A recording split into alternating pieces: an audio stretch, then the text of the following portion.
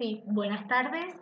Estamos para hablar de una etapa de la quiebra que es muy interesante porque vamos a ver determinados institutos que marcan un poco, digamos, la directriz de esos principios que nosotros vinimos señalando al comienzo de las clases. Básicamente, cuando hablamos de quiebra, necesitamos recordar o sea, los cuatro pasos que en modo de muy resumidamente podemos decir que importa una quiebra, que es el desapoderamiento, la incautación, la liquidación y la distribución del producido de esa liquidación entre los acreedores. Esos cuatro pasos, bueno, ya a esta altura sabemos lo que es el desapoderamiento. Eh, que obviamente no importa la pérdida de la propiedad, pero sí de la posesión, del corpus posesorio, de los bienes. Y obviamente esta noción de desapoderamiento tiene mucha importancia como, digamos, concepto habilitante de lo que va a ser la incautación, que es el segundo paso, gran paso de la quiebra. ¿Cómo puede ser la incautación? Bueno, tenemos en la sección 1 del capítulo cuarto, bueno, a partir del artículo 177, una serie de nociones y de pasos o de situaciones que se pueden dar en el tema de este instituto, de este procedimiento en realidad, que podemos denominarlo. Eh, el artículo 177 habla de la forma y dice, inmediatamente dictada la sentencia de quiebra se procede a la incautación de los bienes y papeles del fallido. Esto es muy importante, no solamente vamos a estar hablando de los bienes, como, o sea, la noción que tenemos de bienes, sino además de sus papeles, de sus papeles, de la documentación, que también va a ser de una gran importancia a los fines informativos. ¿Quién la va a realizar? Bueno, para esto el juez va a designar un funcionario, un incautador, un funcionario al efecto, ad hoc, que lo solemos llamar. Dice, puede ser un notario, por supuesto, y claramente que este procedimiento de incautación va a tener mucho que ver, o sea, en la forma de que se va a realizar con la naturaleza de las cosas a incautar. Por eso dice, puede consistir en la clausura del establecimiento. Claro, si el bien del deudor es un establecimiento, la incautación en realidad no es tomar el bien porque es un establecimiento, entonces lo clausura, oficinas y demás lugares. También puede ocurrir que los bienes, aquellos bienes que estén dentro del establecimiento o estén, o sean parte del patrimonio del fallido, se los entregue este funcionario al síndico de manera directa. Eh, Obviamente esta entrega va a ser lógicamente con un inventario donde se va a describir el bien. Se va a hacer en 3 ejemplares, uno se va a agregar al expediente, otro al legajo pertinente y después se entrega al síndico. ¿Por qué se va a entregar al síndico? Bueno, porque en la quiebra tenemos que ser muy conscientes de que el síndico tiene un papel muy, muy importante. El síndico va a representar en todo lo que hace al patrimonio, al deudor. Es decir, no solamente respecto de este inciso 2 del 177 se le va a entregar los bienes, sino que además los va a administrar, va a dar la facultad de administración con todo lo que eso implica, incluso eh, puede, con las autorizaciones respectivas, hacer actos de disposición si así se lo permiten y de acuerdo a las circunstancias. También, y si bien responde a otro tema, hay que tener conciencia de que también el síndico va a suplir procesalmente, va a tener la legitimación procesal de fallido en lo que respecta a estos bienes. Con lo cual, el síndico va a instar un juicio. Imaginémonos que, no sé, el fallido tiene un departamento en locación, no le paga en el alquiler. El síndico va a ser quien inste el juicio de desalojo, por ejemplo, de cobro de alquileres. no el fallido. ¿Por qué? Porque fue desapoderado e incautado y asume la representación legal el síndico. Bien, ¿qué pasa si hay bienes que, o sea, bienes de propiedad del fallido que están en poder de terceros? Bueno, puede ocurrir que en realidad estos bienes continúen en posesión de estos terceros y van a ser designados lo que llaman depositarios judiciales. O sea que estos terceros van a continuar con la posesión de, si bien van a estar desapoderados de estos bienes, pero estos bienes van a continuar en posesión de estos terceros. Quiero aclarar que ser depositario judicial no es nada liviano, es una carga muy importante y que incluso puede tener consecuencias penales. Con lo cual, sí, es verdad, el tercero se queda en posesión de los bienes, pero la carga es bastante importante, o sea, es gravosa. Bien, ¿qué pasa si el síndico, no tenemos síndico porque el síndico sorteado no aceptó el cargo por la razón que fuera? Dice que igual se va a realizar la diligencia, pero bueno, a través de vigilancia judicial necesaria para la custodia. ¿Qué importa que el síndico tenga la conservación y la administración de los bienes? Bueno, significa que, como dije, va a ser actos de administración, pero también de conservación, porque es muy fácil conservar una piedra y tener una piedra y administrar una piedra, pero es un poco más complicado si el objeto desapoderado, incautado y entregado al síndico es, por ejemplo, no sé, camiones de frutas, ¿verdad? Que requieren una conservación, actos conservatorios para que lleguen en condiciones al momento de la liquidación, de hacerlos dinero. Eso también va a tener, o sea, facultades el síndico y bueno, se pueden tomar medidas, el síndico puede tomar medidas determinadas. También es importante, y esto lo señala el artículo 180, que va a producirse la incautación de los libros y documentos, o sea, cuando hablamos de estos documentos, el artículo 180 se refiere básicamente a libros de comercio y papeles del deudor. ¿Qué es lo que va a hacer el síndico? Va a cerrar los blancos si lo hubiera y va a colocar nota de la última atestación, nota respecto de las cantidades de hojas de folios usados y que lo firmará el síndico junto con el funcionario designado. Volvemos un poco a lo que yo señalaba antes respecto de, o sea, las medidas de conservación. Obviamente, el síndico puede, y además debe solicitar todas las medidas necesarias para conseguir la seguridad máxima y conservación de los bienes a liquidar. Obviamente para evitar deterioras pérdidas o sustracciones y lo debe comunicar esta situación al juez. Esto también ocurre en relación con los bienes perecederos, hacemos un salto al artículo 184, que obviamente también importa estas facultades conservatorias, la posibilidad de que determinados bienes, cuando son perecederos, la venta se proceda de manera inmediata.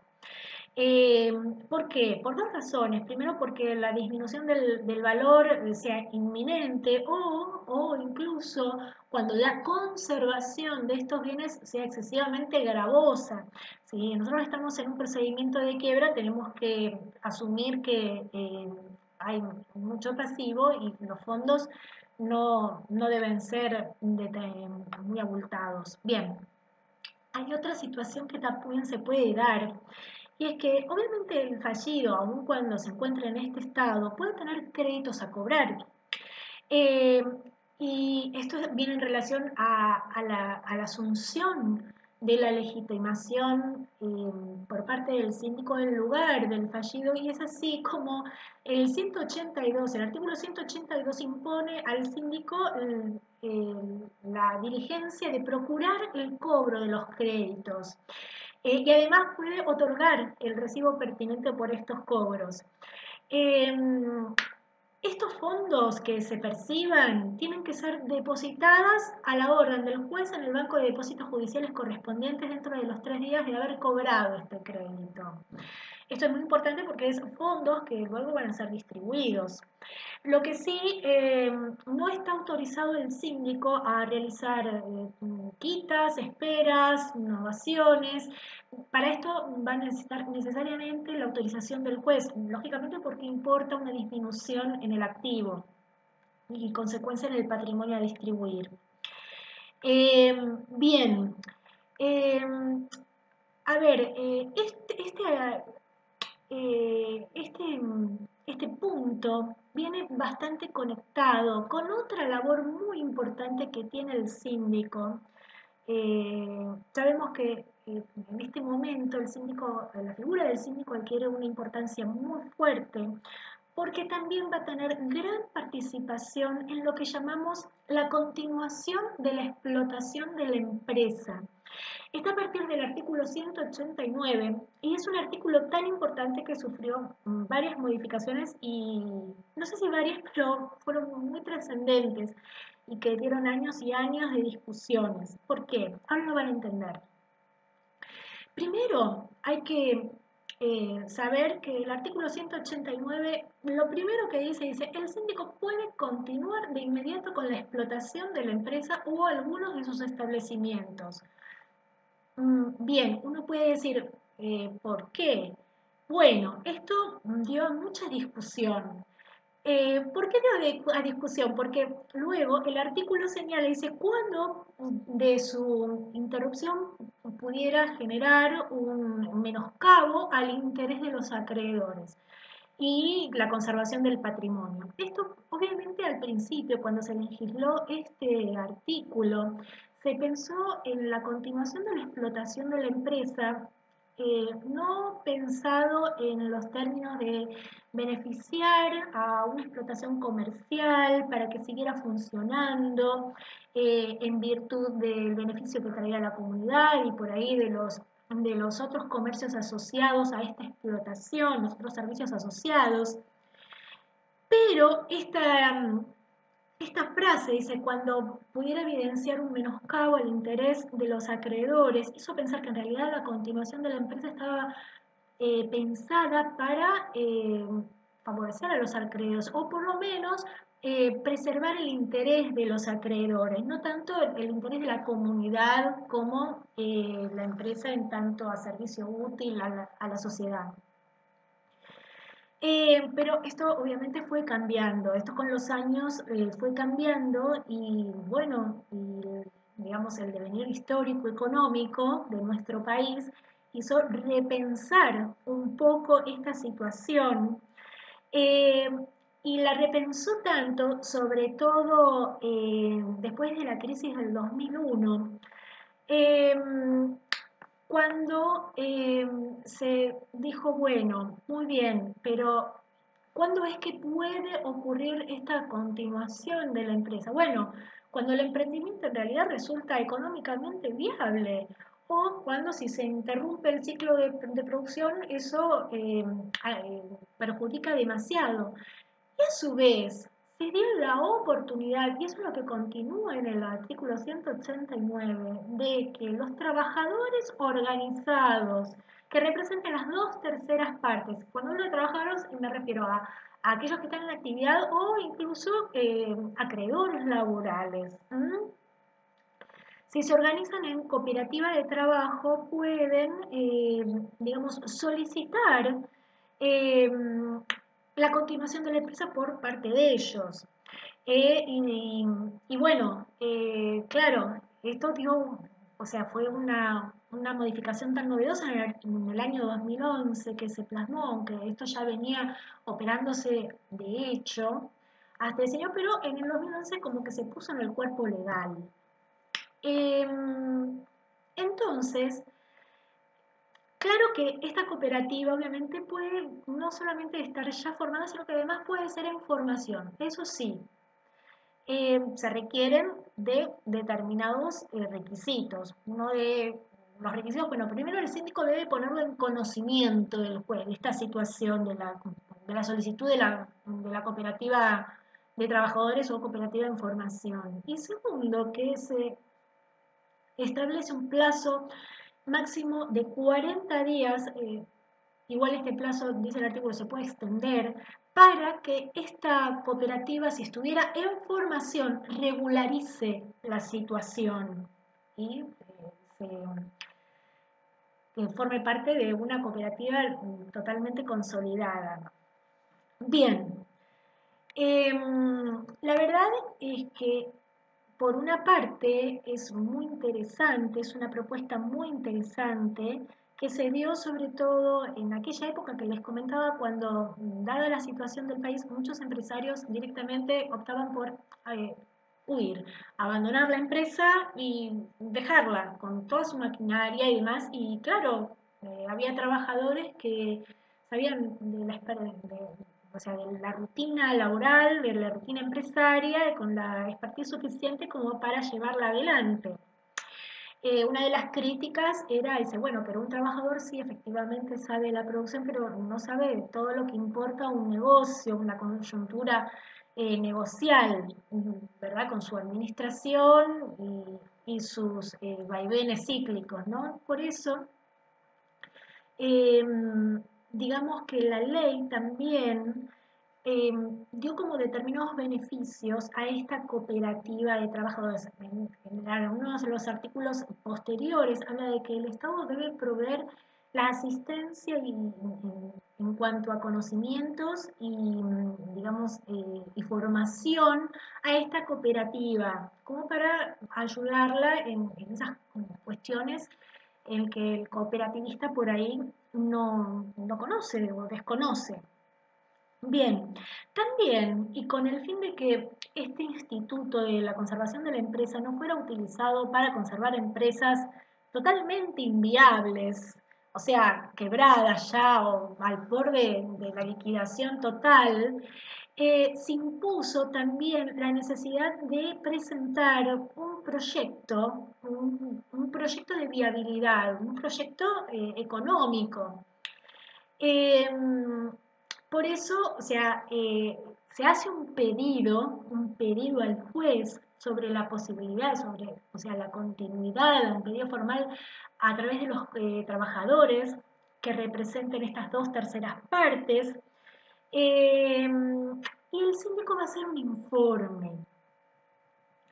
El informe del síndico, que es un informe muy interesante que tiene que elaborar el síndico, dice, bueno, a ver, en esta continuación de la empresa, sea por parte de los trabajadores o por parte de él, porque en el caso de que no existieran trabajadores, o sea, aptos o con el ánimo de llevar adelante esta conformación de cooperativa, es el síndico el que va a quedar como administrador de esta empresa que continúa. Y entonces este informe va a tener que detallar primero la posibilidad de continuar, pero sin contraer nuevos pasivos. Obviamente, lo que se intenta es que sea generadora, al menos no de pérdidas, con el objetivo o de satisfacer adecuadamente a los acreedores o de satisfacer a la comunidad. Si una empresa sigue generando pasivos, no favorece ni a los unos ni mucho menos a los otros. A ver, y eso es el punto 2. Dice, el punto 2 de este informe dice, bueno, ¿cuál es la ventaja que tendrían los acreedores si esta empresa sigue en marcha? Eso es lo que va a tener que justificar el síndico. Acá el síndico se explaya mucho, es un relato muy importante y muy largo. También va a detallar, como es la intención de este Instituto de Conservación de la Empresa, aquellos beneficios que podrían obtener los terceros de esta continuación. El plan de explotación, detalle de los contratos que están en ejecución, que ahí puede ser, bueno, pedidos de material, de materia prima o de materia elaborada, según de qué verse la empresa. los colaboradores que va a necesitar para llevar adelante este proyecto de continuación de la empresa y el modo en que el cual va a cancelar el pasivo que exista. Bien, el juez entonces de manera fundada va a autorizar eventualmente, eventualmente porque se puede negar, la continuación. En la autorización de este juez, el juez va a pronunciarse explícitamente, dice, por lo menos, o sea que puede explicitarse todavía mucho más que estos incisos que dice el artículo, es el plan, o sea, va a decir, va a opinar sobre el plan de explotación. Y también, o sea, eventualmente para opinar sobre este plan de explotación, lógicamente el juez va a nutrirse de expertos que lo instruyan o de entidades. Va a también establecer un plazo en el cual esta explotación va a continuar. Y se puede ser prorrogado, pero por una vez y por resolución fundada. La característica y cantidad del personal que va a afectar a esta continuación. Los bienes. Eventualmente, también, además de que sabemos que el síndico va a ser el que administre, también el juez puede valorar la designación de uno o más coadministradores. Estos coadministradores obviamente van a tener un salario, son administrados judiciales designados por el juez y van a tener su salario. Y también va a dar opinión sobre los contratos que tenga la empresa en curso de ejecución. Esta resolución va a ser dictada 10 días posteriores a la presentación del informe del síndico y va a poder ser apelada solamente la resolución que rechace la continuación de la empresa, no la que decida la continuación. Las partes que pueden apelar este rechazo es tanto el síndico como la cooperativa, obviamente, porque son los interesados. Bueno, este es un instituto sumamente interesante que realmente dio lugar a un principio que nos inspira a lo largo de todos los artículos de esta ley, que es el principio de conservación de la empresa. La verdad que el alzamiento de este principio importó un cambio de noción en cuanto a la empresa fallida como eventual organización útil para la comunidad y eventualmente para los trabajadores que quedan en esta situación que yo les había comentado y que ocurrió en varias empresas, con varias empresas de aquella época. Bueno, hasta acá estos dos institutos y bueno, ya después nos vamos a adentrar en contratos específicos y en la explicación de cada uno de ellos y la regulación especial que tienen en virtud de la quiebra.